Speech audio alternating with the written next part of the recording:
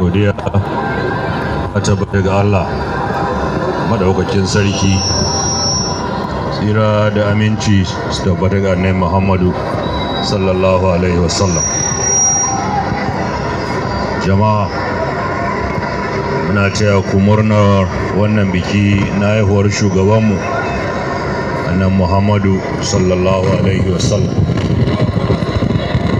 Wannan rana abin alfahari ce gare mu, domin dama ce ta tunawa da jama'a girma da daraja da ɗaukaka da Allah ya yi masa,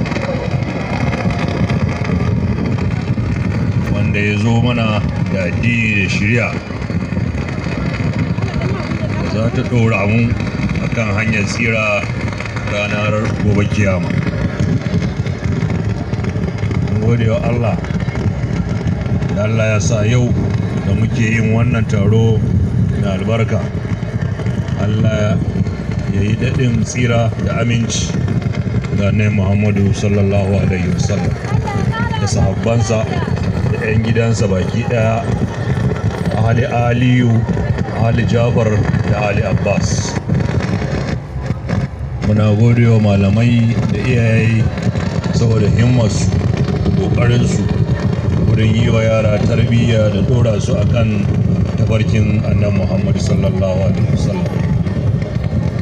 Muna kira ga jama'a da su kyautata addininsu, su yi zumunci, a guji dukkan wani abu da zai jawo rabuwar kan musulmi. A ci gaba da addu'a, Allah ya ba ƙasarmu lafiya da zama lafiya. Allah ya sa shekara mai zuwa mun taru ya zama na salatin annabin ya fi yawa da wannan kiɗe-kiɗe da ake. Allah ya tsare mana lafiyarmu da mutuncinmu da addininmu. Allah ya kawo mana ƙasarmu arziki da wadata. Allah ya ba mu damana mai albarka.